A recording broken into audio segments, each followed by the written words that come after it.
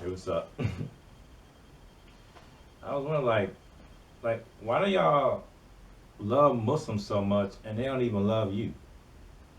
So it's like you watching that concert and they was talking about like how we gotta love each other and one love and all that stuff. You know, these Muslims don't know how to love nobody. you know, you're asking them to love you. Why? They don't even love you. They want to blow you up, and the gauge is so wide. You know, they want to blow you up, not just no, just like regular type killing. No, they want to blow you up. They want to blow 50 all y'all, and you're down here with this love thing. Like it's not just like they want to beat you up. No, they want to blow you up, and you're that's it's too wide of a gauge right there. They want to blow you up, and you're trying to hug them. You're trying to hug them and love them. What? it's not. It's like people are living in this fantasy world of of trying to solve things. People have gotten used to waiting for somebody to do it for them. The reason why young people are so weak is that there's always somebody there to solve the problem for them. When I was a little kid, when I was a teenager, like when we would go bike riding, it was just us. Our parents had to work because inflation. Both parents had to work. So you was by yourself like most of the time. As soon as you came home from school, your parents weren't there. And some people who had dads who had good jobs, their mom would, be at their house.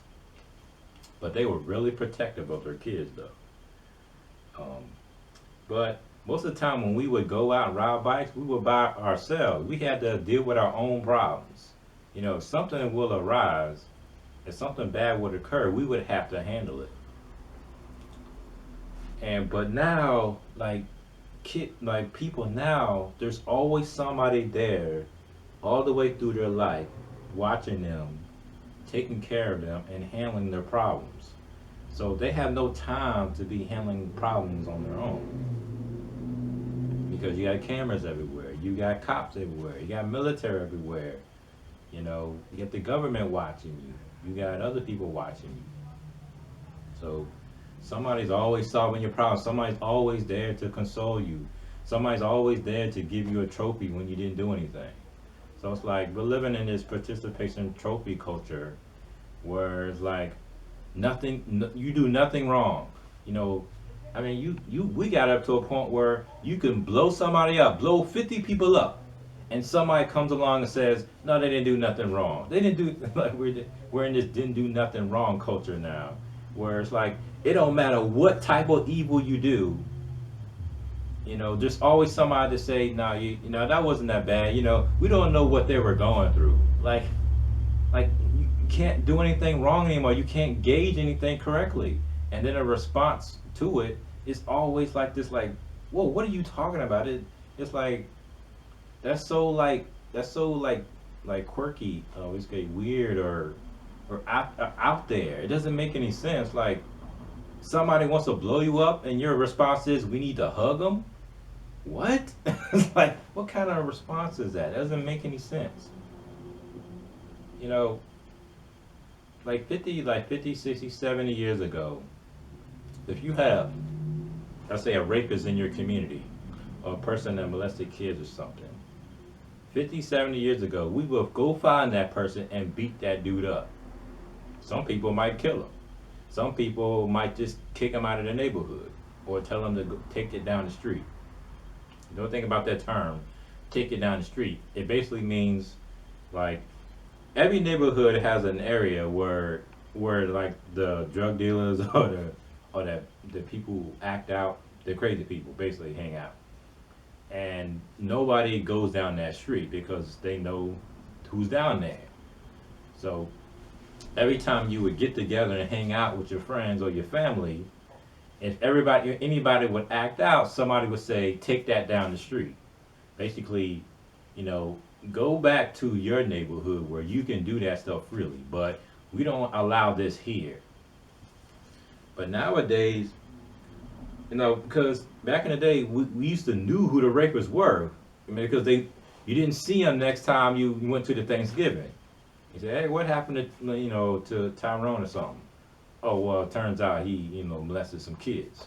Oh okay, yeah, that's why I don't see him. But nowadays, everybody's accepting of this stuff. You have molest and rapers in your community, in your neighborhood, in your family, but they still hanging around your kids. It's like people have no morals no more. People have no gauges of reality or no standards. It's like everybody's an atheist and everybody's. I mean, you can say what you want about religion, but it does give some type of like gauge on what's right and wrong, or what should be checked, what should be looked at. Um, I would say um, that Christianity was probably the best one, and one that's been like changed the most. Islam is the only one that's kind of like they haven't they don't care about reformation. um, but if you look at like the Muslims, like most of the people say, well, the people who are blowing people up, these are not the real Muslims. These are like the radical Muslims. Um, that's not true. The people who are blowing themselves up are actually the moderate Muslims. If you look at the because moderate Muslim just means lazy or just means non-religious. It basically means you're not that religious. I met a lot of moderate Muslims. They're not really that religious. Sometimes they smoke, sometimes they drink, sometimes they eat bacon, sometimes they cuss. Some of them do smoke, actually. Sometimes they smoke some weed. They have multiple sex partners, whatever. They're moderate Muslims. They don't pray. They're not really that religious. They don't dress in the garb or nothing like that. The women, they wear tight jeans or whatever.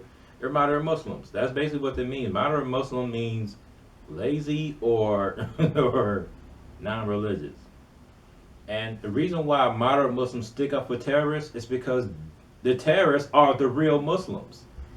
They're the ones acting out the vengeance on the kafirs, the unbelievers. They're actually doing the deeds, to get the non-believers out of your community, out of your country, the conquering, the converting. These are the real Muslims. So the moderate Muslims are the ones that always end up blowing somebody up because they don't live a religious life. They're not living an Islamic life. So they have to redeem themselves by blowing themselves up, blowing some unbelievers up, so they can go to heaven. So they can, because Muslims believe in the big deeds outweigh the little deeds.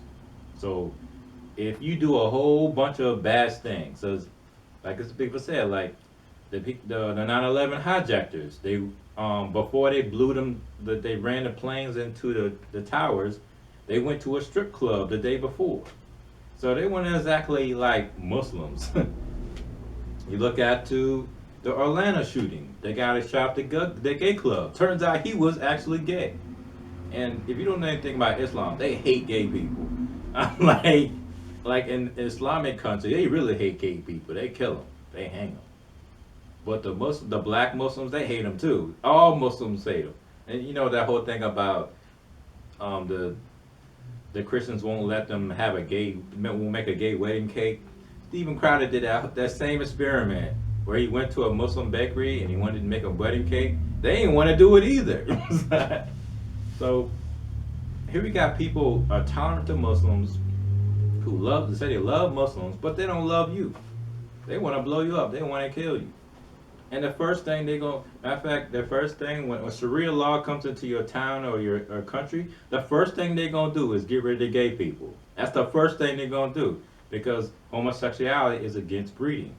You need to breed to survive. You need to breed to conquer. You need to breed to convert. You need to breed because you need armies. Because Islam is political. You need a government. You need armies. You need to convert. You need to conquer. You need people.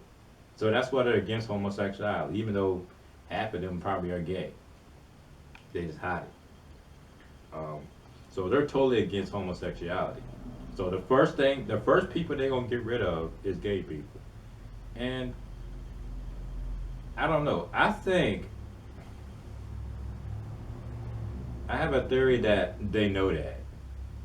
I think most gay people don't really actually want to be gay, and they think that this is the only way that's gonna stop it. It's like they kind of want. I don't know. It's like it's kind of like a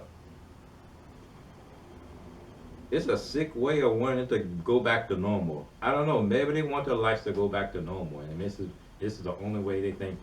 They know the Muslims are gonna do it, so I guess they're thinking the Muslims are gonna do it. The Muslims are gonna make it go back to normal.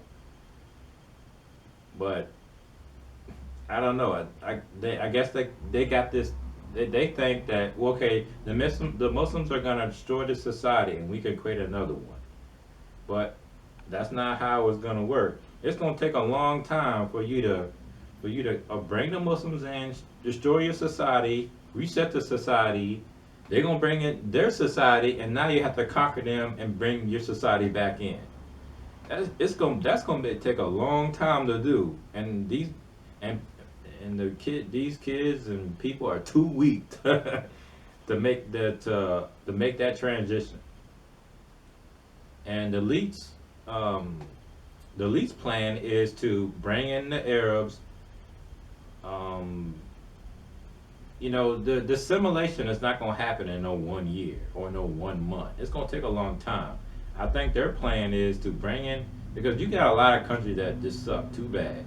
You got the Congo, you got Ethiopia, you got Afghanistan, you got Syria. They said places like even Dubai and Saudi Arabia suck. They're supposed to be the most progressive Muslim areas, but they say it's a hellhole for like women.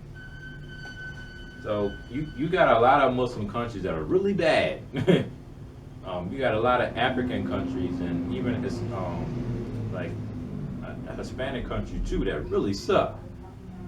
And the only way you can't fix them. They're just too messed up. Some of these countries are just so bad that you can't fix them. And the only thing you can do is either give countries examples of good countries, or you're gonna have to force them to assimilate and change. And I think their plan is, I don't know. You got the bad elites and the good elites. I don't know what the bad elites. I already know what their plan is. They're trying to play in a welfare state. But I think the good elites, I think their plan is, we're gonna force these crazy people to assimilate and change. But some people are gonna have to die. So I think that's their plan. They're gonna bring in the Arabs, bring in the Muslims into civilized societies, and it'll probably take about 20 or 10 or 20 years for them to assimilate. But the good outweighs the few. I think that's what they think. They know that some people are gonna have to die for them to learn. So if they live in a civilized society long enough, eventually they're gonna become like, the civilized people. Now, that's you might say, well, I don't know if I want to do that because people are gonna die. So, how much is it gonna take for them to change? I don't know if I want to risk that. I mean, we want them to change, but I don't know. They're gonna have to kill some of us, and we're gonna have to basically teach them a lesson each time. Each time they do something wrong, we're gonna have to tell them, no, you can't do that in a civilized society. Every time they blow somebody up, you gotta tell them, teach them, you can't do that in civilized society. Every time you rape somebody, every time you have a gang rape or something, you say, no, no, no, you can't do this in our society. It should be few. It shouldn't be that much. And it's not just teaching the Muslims. They're teaching the people too. The people have to become stronger. You're gonna have to learn how to fight. Your man gonna have to be man up. They're gonna have to become stronger. No, you have to know people. If you looked at the Manchester bombing, and you notice when the noises start to occur, people was like jumping over each other. The reason why, and even on the bridge thing, the guy was talking about how he was watching people get stabbed, and he didn't do anything about it because he didn't want to die. So people don't want to save nobody because wait a second, I don't care. I care about my life. I don't know if I want to risk my life saving you. I don't even know you. So the problem is, okay, first of all, you don't know the Muslims. You those people who say they love Muslims, they want to hug them. They probably not once stepped in their community. Talking about they want to hug people. You probably don't know none of these Muslims. The community they live in, you probably never been there. Same people, the same liberals that say they want to save black people, and in Southside Chicago, they probably not once stepped in Southside Chicago. A bunch of hip. Anyway, so how you gonna love the Muslims? How you gonna save them? You don't even know them. You don't even know your own people. You don't even care about your own people.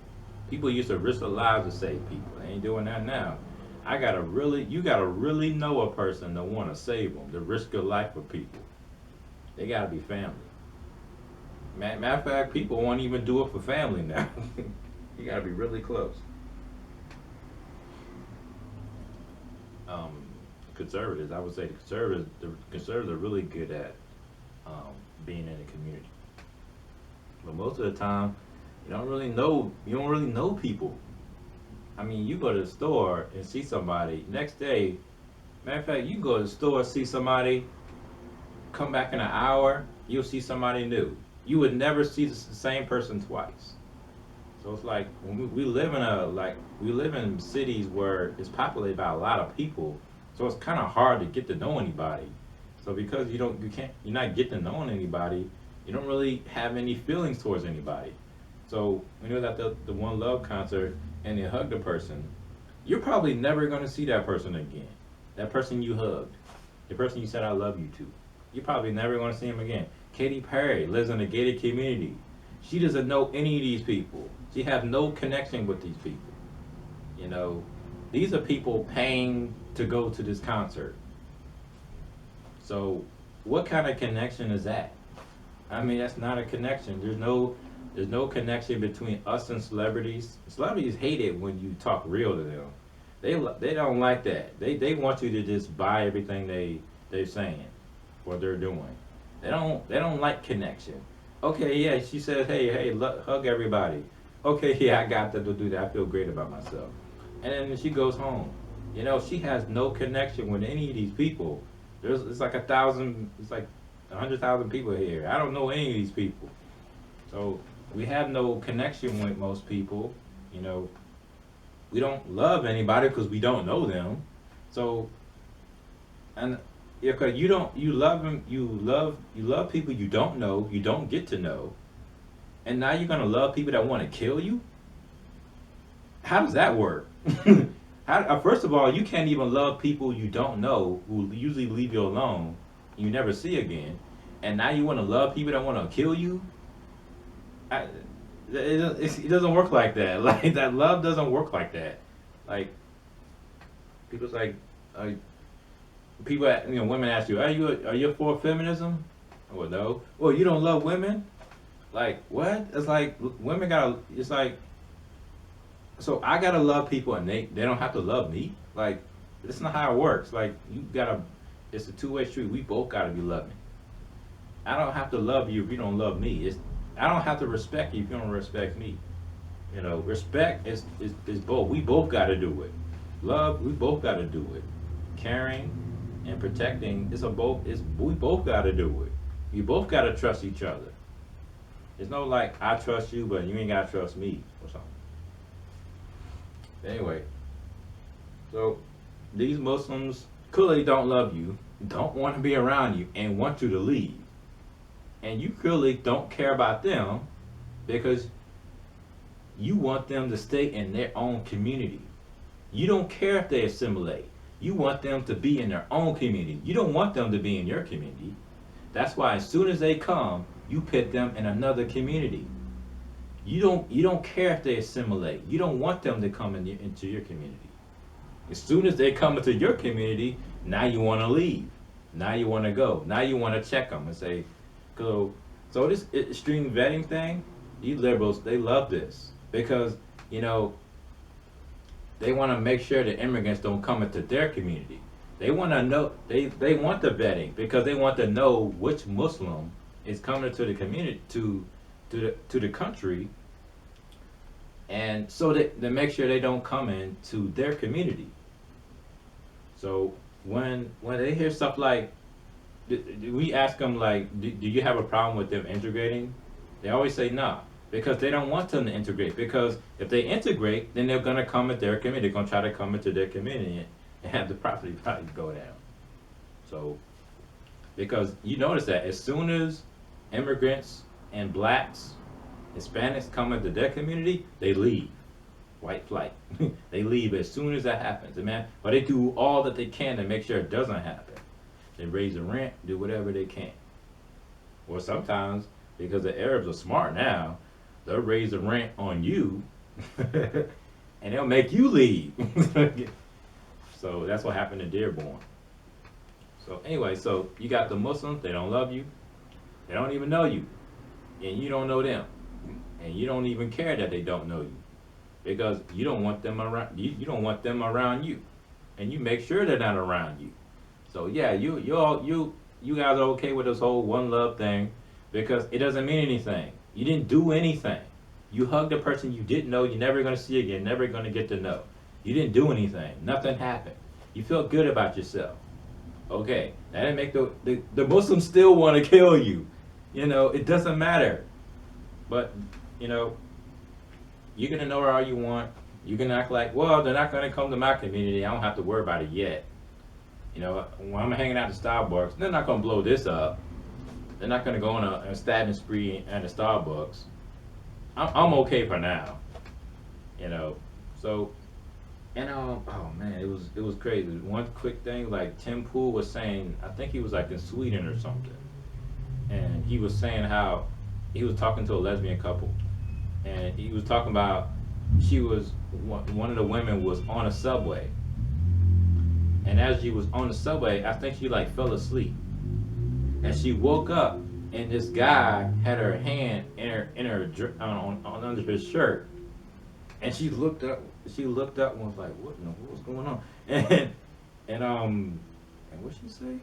And she was looking at everybody else on the subway to see if anybody was gonna do anything about it, and they didn't do it. They was just staring at her, and she just laughed like it was nothing.